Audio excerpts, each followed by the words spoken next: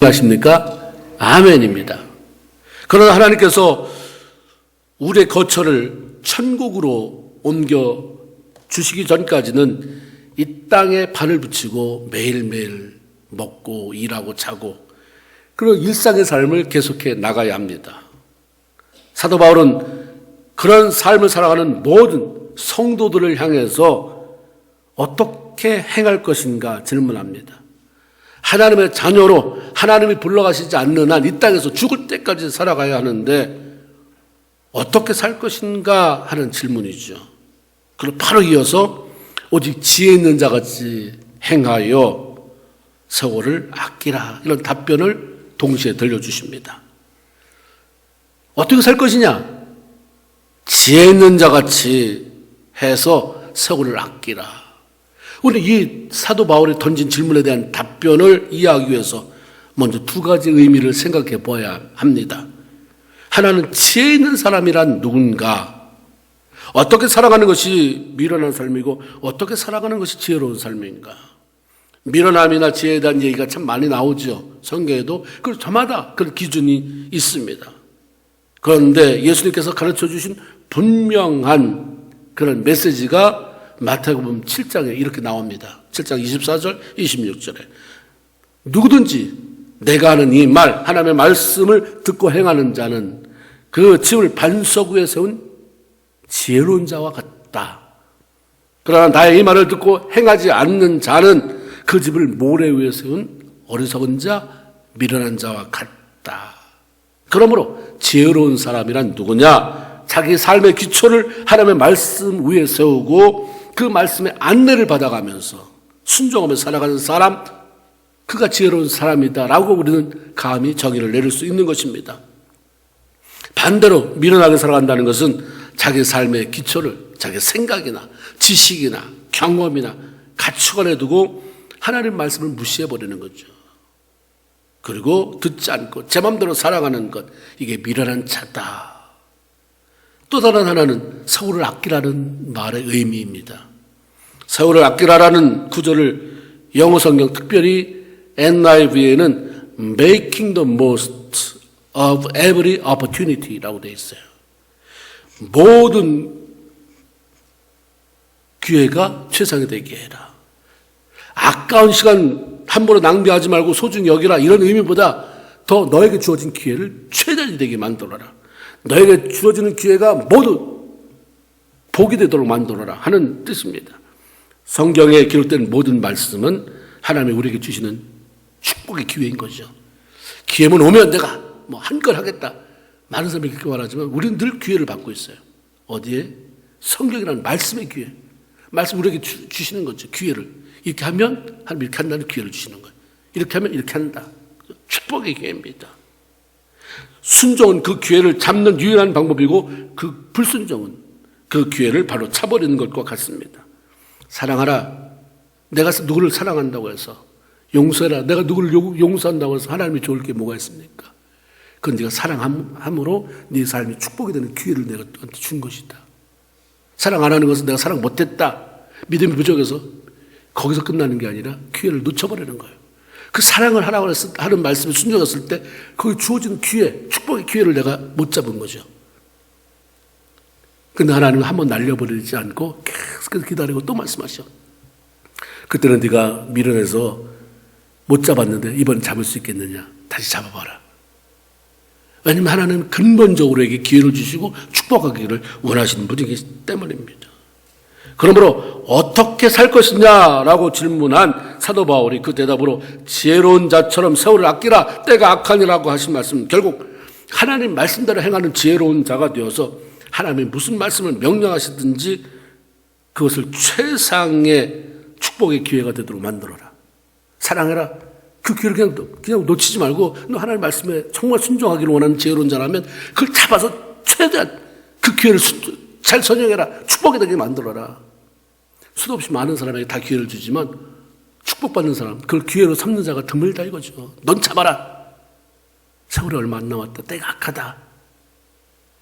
굳이 때가 악하다라고 말씀하신 이유는 하나님의 말씀대로 살아갈 수 없도록 방해하고 유혹하고 대적하는 일들이 너무 많은 힘든 세대를 살아가고 있기 때문에 조심해라. 이런 뜻인 거죠. 그러면 구체적으로 하나님의 자녀들이 이 땅에서 어떻게 살아야 하는가? 축복의 기회로 만들려고 주신 말씀이 무엇인가? 굉장히 많이 있지만 그중에서 가장 기본적이고 아주 중요한 것 두 가지만 말씀드리려고 합니다. 하나는 주의 뜻이 무엇인지 이해하도록 해라. 사도 바울이 말씀한 거예요. 어떤 말씀 잡을 것인가? 기본적으로 우리가 밑에 깔아놓고 그 위에 세워야 될 게 뭐냐면 하나님의 뜻이 무엇인가 이해하는 것입니다.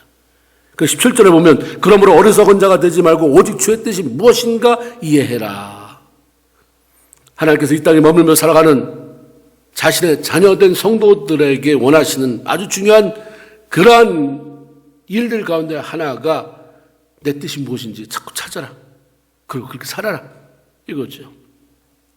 구원받은 성도들은 자기의 야망으로 사는 사람이 아니잖아요. 내가 목적 달성하기 위해서 하나님을 이용하는 사람이 아니거든요. 내가 섬기는 그 하나님의 뜻을 이루어드리기 위해서 존재하는 그런 사람들입니다. 그러므로 무엇보다도 하나님의 뜻이 무엇인지 알아야 그렇게 살아드릴 거 아닙니까? 왜 하나님은 유독 다윗을 그렇게 좋아했을까? 사도행전에도 다윗을 만나는 내 마음에 합한 사람이다. 저 뭐가 그렇게 좋았을까? 세상에 존경하는 사람의 이름처럼 내가 네 이름을 존경하게 만들어주겠다. 왜 이렇게 하나님이 다윗에게 혜택을 베푸셨을까? 우리는 그것에 대한 이유를 시편 40편에서 찾아요. 시편 40편 8절에 보면 다윗이 이런 고백을 하거든요. 나의 하나님이여 내가 주의 뜻 행하기를 즐깁니다. 주님이 뭐라고 말씀하셔도 그거 주님이 그렇게 말씀하셨어. 그거 행하는 거 너무 좋은 거예요. 너무 수준이 낮으면 그 공동체는 맨날 불평불만이 많아요. 내가 해야 돼, 또 해야 돼, 맨날 그런 것만 해야 돼. 너 그거 하지 마. 근데 다윗의 수준에서는 내가 주의 뜻, 뭐가 됐든 간에 하나님의 주의 뜻이다 그러면 행하기를 즐긴다는 거예요. 이건 기꺼이를 넘어서요. 너무 즐거운 거예요. 어떻습니까? 여러분 그렇게 사십니까? 주님의 뜻이 이거잖아. 주님 뜻 이렇게 하라고 그랬잖아. 성경에. 그러니까 그렇게 하는 게 너무 즐거운 거예요. 주의 법이 내 심중에 있기 때문에 내가 그렇게 안 할 수가 없습니다. 이렇게 고백하니까 너무 귀한 거예요. 입 빨린 소리만 하는 게 아니라 정말 그렇게 살아가는 다윗을 보면서 내 마음에 합하다. 세상에 어떤 존귀한 사람 이름보다 더 귀하게 내가 너를 만들어주겠다. 그렇게 하나님 나오시는 거예요. 다윗을 축복하시는데 하나님이 고민한 적이 없어요. 여러분이 뭐 40일 며칠 고민하고 기도했을 때 하나님 글쎄 네가 40일은 기도했다만 한번 생각해 볼게. 이런 대상입니까? 아니면 기도하기도 전에 네 삶을 보니까 나는 내가 그냥 어디 가둘 수가 없다. 그냥 입에 그냥 네가 널 축복하고 싶다는 말이 그냥 나간다. 이런 삶을 살아가고 있는 사람들입니까? 다윗이 실수가 많은 사람이지만 죄도 졌던 사람이지만 그럼에도 불구하고 그가 회개하고 다시 일어나 끝까지 주의 뜻에 맞는 순종하는 삶을 일생 동안 살아가니까 하나님이 그를 축복하실 수밖에 없는 것입니다. 성경에 나오는 하나님의 뜻. 우리는 하나님의 뜻 그러면 자꾸 내 삶에 나를 나에 대한 하나님의 뜻이 뭔가가 너무 집착하니까 성경에 있는 나오는 하나님의 뜻은 그냥 간과해버려요. 나에 대한 해당되는 게 아닌 거예요. 내가 이 사업들을 계속해야 되나 처분해야 되나 사업을 해야 되나 직장 사업을 해야 되나 캔사스 살아야 되나 이사를 가야 되나 그 뜻이 뭘까 이런 데만 집중하니까 기본적인 성경이 말하는 하나님의 뜻은 간과하고 너무 쉽게 여긴다 이 말입니다. 기본적인 것에 충실하면 나머지는 하나님이 그 뜻을 난 여기 살아야 되나 저기 살아야 되나 몰라도 자연스럽게 이끌어갔어요. 기본적인 것에 충실하는 거예요. 기본적인 하나님의 뜻이 뭔가 성경은 성도의 거룩한 삶이 하나님의 뜻이다 이렇게 말씀합니다. 데살로니가서 4장 3절에 하나님의 뜻은 이것이니 너희의 거룩합니다. 이게 하나님의 뜻이라고 하니까 우리가 얼마나 이게 시시한 거예요. 나는 이게 이런 게 고민이 아닌데 나는 지금 이사를 가야 되나 말아야 되나 집을 사야 되나 말아야 되느냐 사업을 해야 되느냐 말아야 되느냐 내가 하나님을 물어보고 싶은 뜻인데 하나님의 뜻이 너의 거룩함이라니 이걸 마음에 둘 사람이 어딨냐 이 말이에요. 근데 다윗은 이런 거 내 모든 문제가 내 안에 있습니다라고 말하지 않고 주의 법이 내 심정이 있기 때문에 그 뜻대로 살긴다, 즐긴다. 이렇게 얘기하니까 하나님이 너도 구하고 싶은 게 많고 내 뜻 물어볼 게 많은데 말씀의 뜻에 살라고 했으니 얼마나 기쁜 거예요. 거룩, 이 말은 분리하다, 구별하다는 의미로 세상의 더러운 것을 써서 자기를 깨끗하게 하는 것, 이런 뜻을 가지고 있습니다. 거룩하신 하나님께서 우리를 구원하신 이유 가운데 하나는 우리를 구별해서 하나님의 거룩한 백성으로 삼기 위함이다, 이렇게 말씀합니다.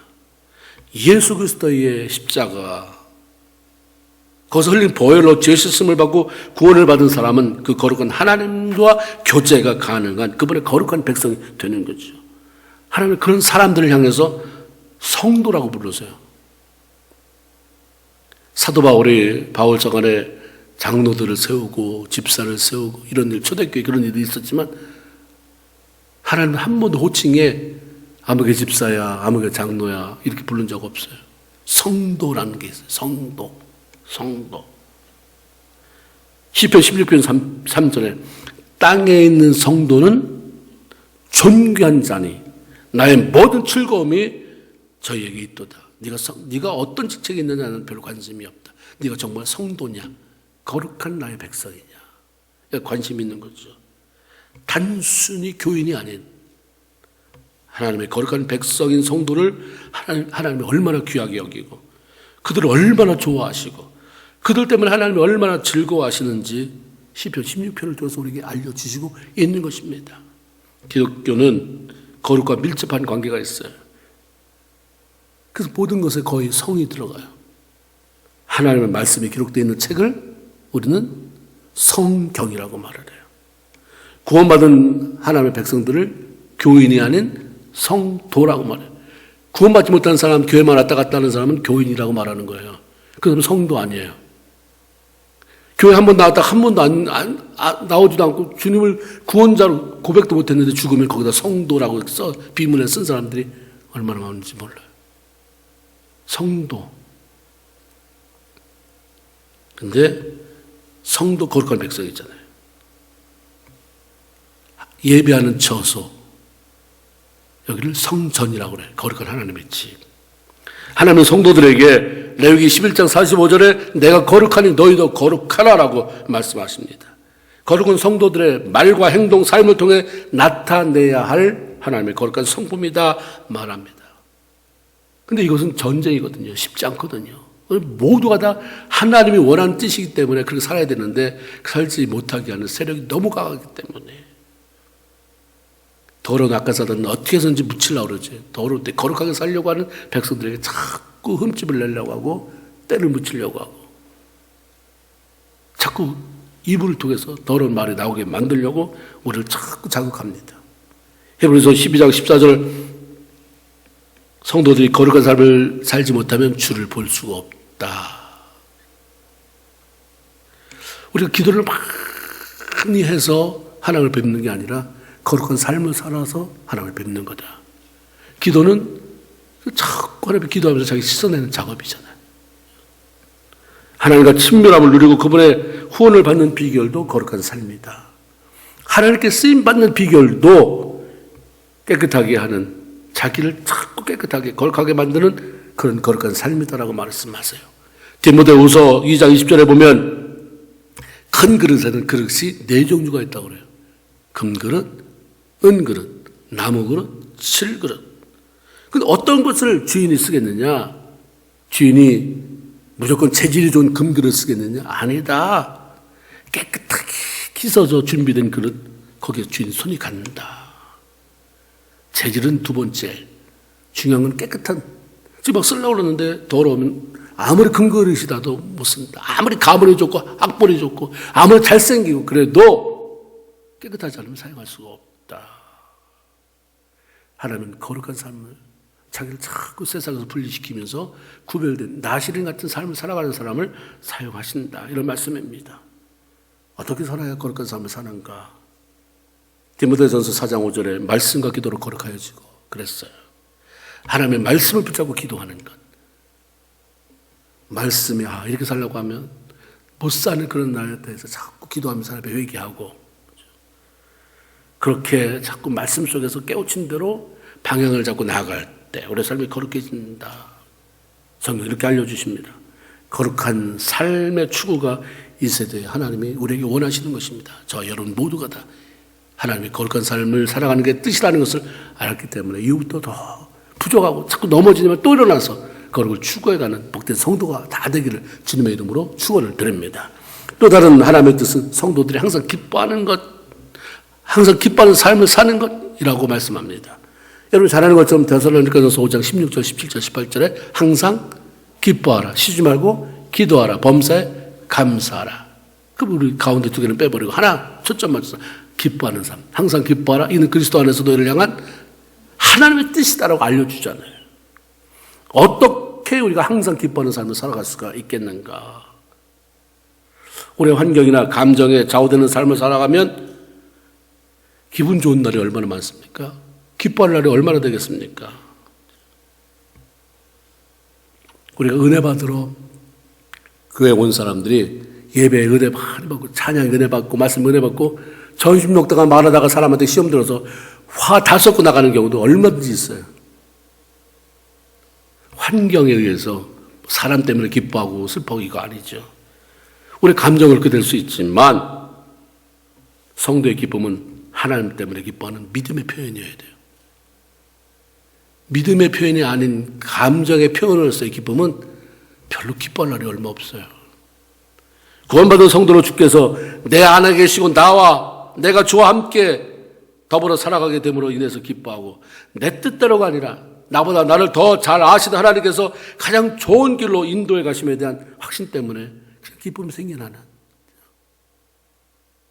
주님의 사랑 때문에 아까 찬양한 것처럼 주의 사랑 기쁨 내 마음속 주님이 나를 사랑한다는 것 때문에 괜히 지금 힘들어 죽겠는데 그것만 생각하면 기쁨이 나오는 웃음이 나오는 믿음의 표현인 거죠. 기쁨과 믿음은 뗄 수 없어요. 그렇지 않고 여러분의 감정으로다가 기뻐한다 며칠 못 가요.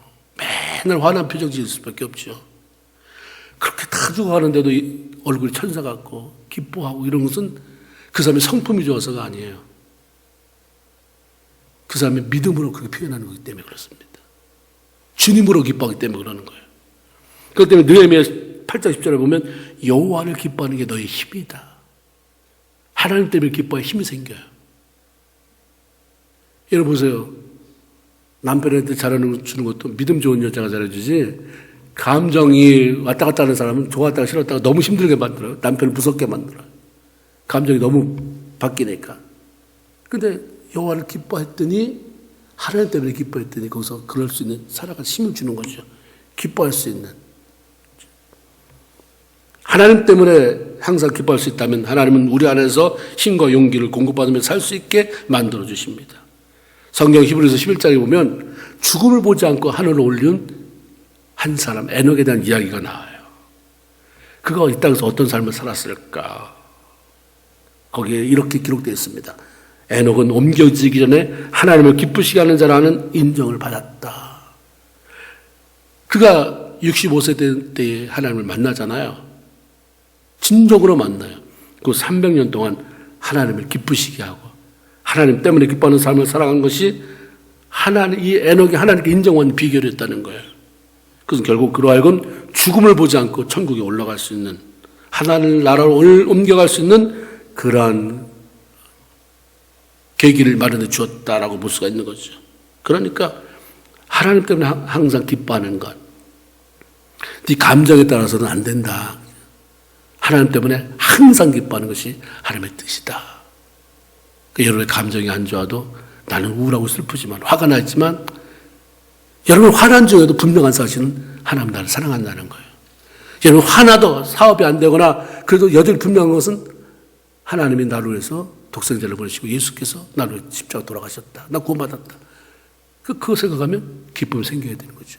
거기다가 우리 삶이 잘 돼서 그것 때문에 기뻐하고 자식이 잘 돼서 기뻐하고 더 좋죠. 날 칭찬해주고 기분 좋게 해서 기쁘고 근데 그것만 가지고는 안 된다 이 말이에요. 하나님 때문에 기뻐하는 그 하나님의 뜻 이루어드리면서 이 땅에서 하나님을 영화롭게 하는 저 여러분 다 되기를 주님의 이름으로 축원을 드립니다. 또 하나 축복의 길을 만들라고 하신 우리에게 주어진 또 다른 기본적인 말씀 중에 하나가 뭐냐면 오직 성령의 충만함을 받으라 하는 거죠. 성령의 충만함. 어떻게 살아갈 것이냐? 주의 뜻을 이해하며 살아라. 그리고 성령의 충만함을 늘 채우면서 살아가라. 구원받은 하나님의 자녀로 우리가 이 땅에서 어떻게 살 것인가에 대한 사도 바울이 제시해 준 두 번째 대답이 바로 성령 충만한 삶, 살아라 라고 하는 거죠. 성령은 누구신가? 잘 아는 것처럼 요한복음 14장 26절 보혜사 곧 아버지께서 내 이름으로 보내실 성령 이런 말씀이 있습니다. 그 다음 장 요한복음 15장 26절에는 보혜사 곧 아버지께로서 나오는 진리의 성령 소개합니다. 둘 공통적으로 들어있는 단어가 뭡니까? 보혜사예요. 보혜사. 이 단어가 영어 성경에는 counselor, the comforter, advocate, the helper 이렇게 되어 있습니다. 성령은 상담자로 오셨다. 성령은 위로자로 오셨다. 성령은 대변자로 오셨다. 성령은 돕는 자로 오셨다. 이렇게 소개하고 있죠. 성령은 이 땅에 살아가는 구원받은 하나님의 백성을 돕기 위해서, 그들이 낙심되어 있을 때 위로하기 위해서, 어떻게 될지 모를 때 상담해 주기 위해서, 도와주기 위해서 이 땅에 오신 분이다 말씀합니다. 하나님은 구원받은 성도라 해도 우리가 얼마나 연약한지, 얼마나 잘 넘어지는지, 얼마나 깨지기 쉬운 질그릇인지, 얼마나 자기 힘으로는 제대로 살 수 없는 그런 존재인지 아시기 때문에 우리를 불쌍히 여기시고 우리를 도와주시도록, 우리를 위로해 주시도록 보혜사 성령을 이 땅에 보내주셨다 말씀하십니다. 구약시대에도 성령이 특별한 사람에게 임하셔서 특별한 일을 하긴 했지만 굉장히 제한적이에요. 그러나 신약시대에서는 예수님께서 십자가 죽으시고 부활하시고 승차하신 후에 오순절날에 성령이 임함으로 말미암아 모든 사람들이 성령을 모시고 일할 수 있는 그런 기회가 주어진 거죠. 성령님께서 하시는 일은 뭐냐면 이런 모든 것을 통해서 성도들이 세상에서 이길 수 있는 그런 힘, 능력을 공급해 주시는 것입니다. 다윗 왕이 자신을 위해서 싸우는 장수 우리아의 아내 밧세바를 범한 후에 책망을 받잖아요. 금방 회개해요. 회개하면서 하나님의 그 기도문을 쓴 게 시편 51편에 있는데 그 회개하면서 했던 기도 내용 중에 하나가 뭡니까? 하나님 나를 주 앞에서 쫓아내지 마시고 성령을 거두지 마세요. 그 구약시대에 특별하게 간헐적으로 역사하셨던 그런 성령의 역사를 다윗이 맛본 거죠. 있으나마나 한 것이었다고 한다면 그 와중에 왜 성령을 거두지 말라고 하는 얘기를 하겠습니까? 지나온 날을 보니까 성령님께서 자기를 도와주는 것, 성령님께서 능력 있게 자기 삶 가운데 역사하셨던 것을 경험했기 때문에 자기 죄 때문에 이 성령 걷어가실까 봐 불안하고 초조하니까 기도 속에 그걸 얘기하는 거예요. 하나님 잘못했습니다. 그러나 이 죄로 인해서 나를 하나님 앞에서 쫓아내지 마시고 성령을 제발 걷어가지 마세요. 구약의 선지자 엘리야를 하나님께서 데리고 가실 계획이 있었습니다. 이제 사역이 다 끝나고 엘리야도 죽음보지 않고 승천시킬 계획이 있었어요. 그날에 가까워 오고 있다고 하는 것을 그의 생도 제자인 엘리사가 잘 알고 있었어요. 있는 힘을 다해서 엘리사가 하나님의 데려가기 전에 내가 놓치지 않는다. 뭔가 할 일이 있어서 계속 쫓아다녀요. 계속 가는다 보다 보니까 엘리야가 너 그만하라. 나한테 자꾸 이렇게 쫓아와봐야 줄 거 없다. 대답 안 해요. 계속 쫓아가요. 정말 하나님이 불러갈 시간이 임박했을 때 엘리야가 엘리사를 향해서 결국 그런 얘기를 해요. 내가 무엇을 해주기를 원하느냐. 그때 엘리사가 늘 기억하고 있었으니까 그 얘기를 합니다. 열왕기하 2장 9절에 당신의 성령이 하시는 역사가 갑절이나 내게 있게 하기를 원합니다.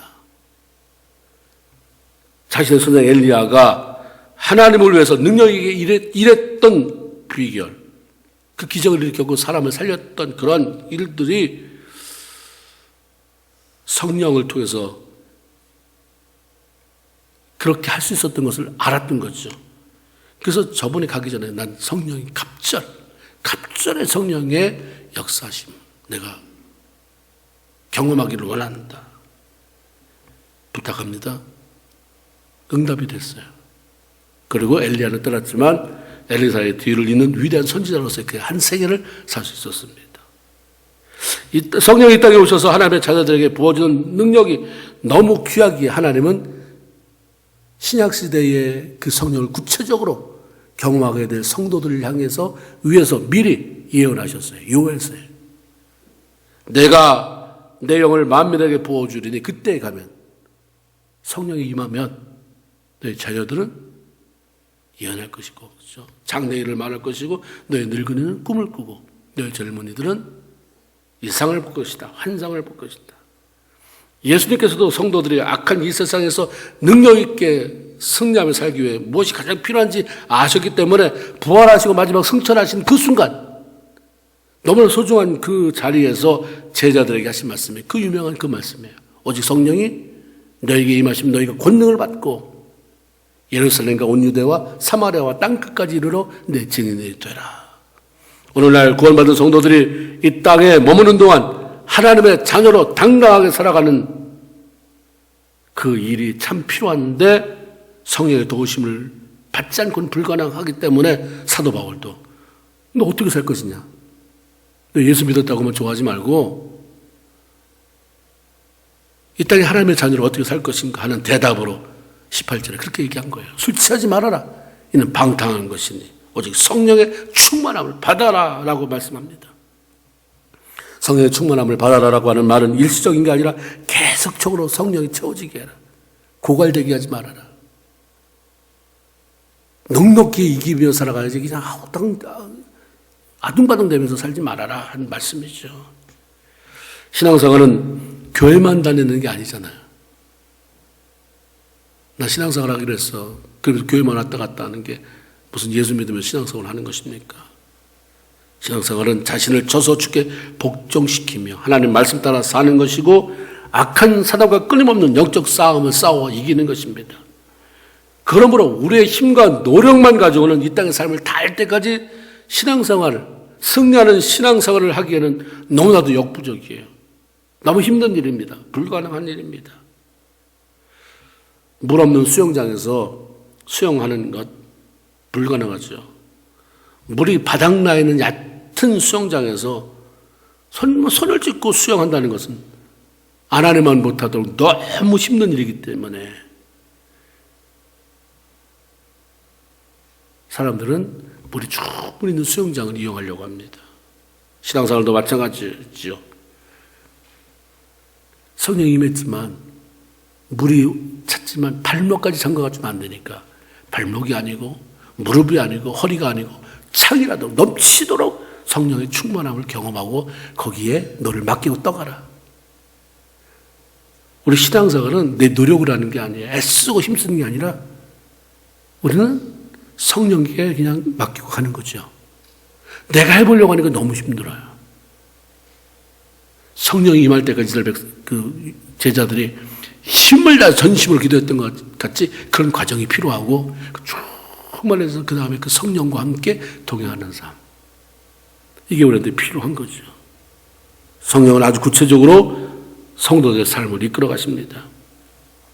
성령 하시는 것은 능력으로 역사하시는데 그 능력으로 역사하시는 그 가운데 더 구체적으로 들어가 보면 아주 성도들의 삶을 세밀하게 가르치시고 필요한 정보 주시고 지시하시고 말씀하잖아요.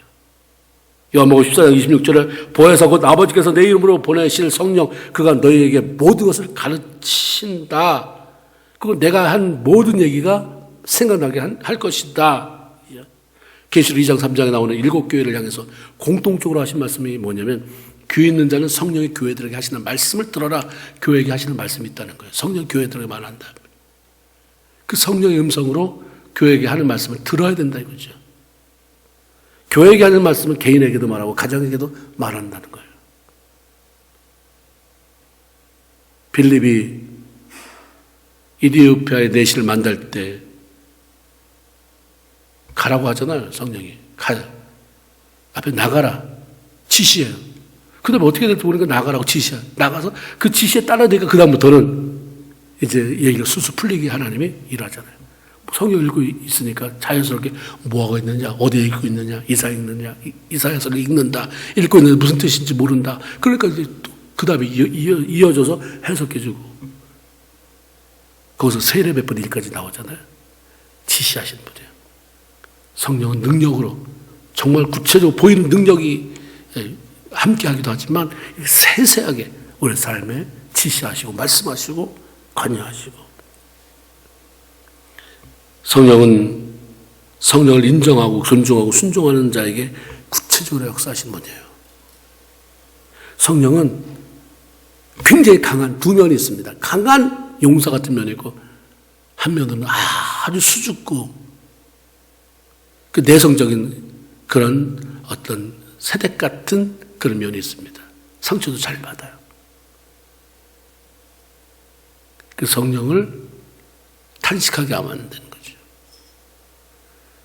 우리 안에 담배 피우는 사람이 흡연을 하면 연기가 쭉 들어가는 것처럼, 성령은 우리 안에서 우리가 생각하는 것, 우리가 말하는 것 다 들으면서 때로 힘을 내기도 하고, 그렇죠? 그 때문에 외면당하기도 하고 수치를 당하기도 하고, 그렇죠? 자꾸 성령님이 인정해드리는, 아까 카운셀러라고 말하잖아요. 성령님, 나 이런데 어떻게 했으면 좋겠습니까? 나 힘이 없어요. 내가 사람한테 가봐야 거기서 거기고 성령님의 위로받고 싶습니다. 원하죠? 성령님이 그렇게 하는 걸 원하세요. 그럼 끊임없이 말씀하시고 위로하시고, 여기 대고 뭐 크게 소리가 아니라 전에 느껴보지 못했던 그런 느낌으로, 생각으로 찾아오시고 구체적으로 그게 성경의 음성이구나를 확인시켜 주시기도 하고 그렇습니다. 무엇보다 성령은 성도들로 하여금 이 땅에서 하나님의 나라를 맛보게 하십니다. 예수님은 마태복음 12장 28절에 그러나 내가 하나님의 성령을 힘입어 귀신을 쫓아내는 것이면 하나님의 나라가 이미 너에게 임하였느니라. 귀신이 쫓겨나가기 때문에 하나님의 나라가 임하였다 할 수도 있고, 성령이 임하실 때 하나님의 나라가 임한다 볼 수 있는 거죠. 하나님의 나라는 죽어서 가는 천국이 있고, 이 땅에 사는 동안 마음에 천국이 있다고 말씀하잖아요. 하나님의 나라는 여기 있다 저기 있다 있는 게 아니라 네 마음에 있다 지금 말씀하잖아요. 이 땅에 사는 동안에는 천국을 누려야 되고, 죽은 다음에 실질적으로 가는 장소적인 개념으로 천국에 가기도 합니다. 마음의 천국은 오직 성령 안에서 의와 평강과 희락이 있다 말씀하십니다. 내 마음에 천국이 이루어졌다면 이 세 가지가 있어져야 돼요. 정말 마음이 매일 평안한가? 천국은 근심걱정이 없어요. 천국은 싸우는 게 없어요. 고통 신음이 없어요. 그러니까 내 안에 기쁨이 있단 말이에요. 희락이 마음에 평강이 있어요. 평안해. 내 영은 평안해요. 이 땅에 사는 동안 풍랑 한번 안 이룰 경우가 어디겠습니까? 걱정이 돼서 잠깐 풍랑 이런 것 같지만 빨리 찾아와야 돼요. 실낙원이 아니라, 잃어버린 천국이 아니라 내 마음에 이 천국은 잃어버리고 그냥 한탄하면서 언제 죽나, 언제 죽어서 천국 가, 이거는 불완전한 것입니다. 이 땅에서 자살이나 생각하고 매일 비극적으로 비관하면서 살아가는 사람에게 어떤 천국이 기다리고 있을까? 이 땅에서 천국은 이 땅의 삶의 연장이에요. 이 땅에서 천국을 누린 사람이 진짜 천국의 기쁨을 맛볼 수 있어요. 그 주님이 이 땅의 천국을 말하는 거죠. 성령 충만해지면 마음에 세상에 줄 수 없는 그런 평강이, 기쁨이 찾아온다. 불의한 삶에 노하고 하나님이 기뻐하는 삶, 하나님이 원하시는 의로운 삶을 향해 추구해 간다. 손에 보더라도 그쪽을 향해 손을 내미는 삶을 살아간다. 이거죠. 성령의 오심으로 말미암아 내 안에 의와 평강과 기쁨이 넘치는 사람에게 어떻게 찬양이 안 나올 수 있고 어떻게 감사가 없을 수 있겠는가? 그런 삶을 사는 사람들이 세상에서 승리하지 않을 수 없고 하나님 앞에 영광을 돌리지 않을 수 없다. 그러니까 사도 바울이 술 취하지 말라, 이는 방탕한 것이니 성령의 충만함 받아라. 그리고 받았냐? 그러면 데살로니가서 전서 5장 19절에 그 성령을 소멸하지 말아라. 성령이 사라지지 않도록 계속 자꾸 살펴봐라. 우리가 귀중한 거 집에 있으면, 주머니에 있으면, 지갑에 있으면 수시로 가서 이게 없어졌나 보잖아요. 애들은 자기가 딱 하나밖에 없는 아이스크림을 냉장고에 넣었으면 수시로 이걸 언니가 먹었나, 오빠가 먹었나, 아빠가 먹었나, 수시로 내가 먹을 때까지 있어야 되는데. 그런데 우리가 정말 성령이라고 하는 너무 기가 막힌 귀한 분이 오셨는데 그분이 정말 계신가? 자꾸 성령이 계시죠? 안에 계시죠? 성령님. 그렇다고 해서 내가 여기 있다라고 말씀하지 않는다 할지라도 이것은 우리가 하여금 성령을 소중히 여기는 마음을 갖게 만들고 자꾸 그 성령님이 더 강력하게 내 안에서 일어날 수 있도록 기도하게 만드는 동기가 되어집니다. 구원받은 하나님의 자녀로 이 땅을 살아가고 있는 모든 성도들에게 하나님은 지금도 그렇게 질문하세요. 어떻게 살 건데? 어떻게 살 건데? 하나님, 나 돈 많이 벌어가지고 선교 많이 하겠습니다. 그거 다 필요하지만 기본적인 거, 기본이 안 돼 있는 상태에서 그거 주보면 마음이 틀려져요. 하나님의 뜻이 무엇인지 이해하고 내 뜻 버리고 그 하나님 뜻대로 사는 삶. 성령의 충만한 가운데 하나님을 영화롭게 하며 살아가는 모든 성도들이 되어서 이 땅에서 승리하며 하나님을 존귀하게 만드는 저와 여러분 다 되기를 주님의 이름으로 축원을 드립니다. 아멘. 기도합시다. 하나님 고맙습니다.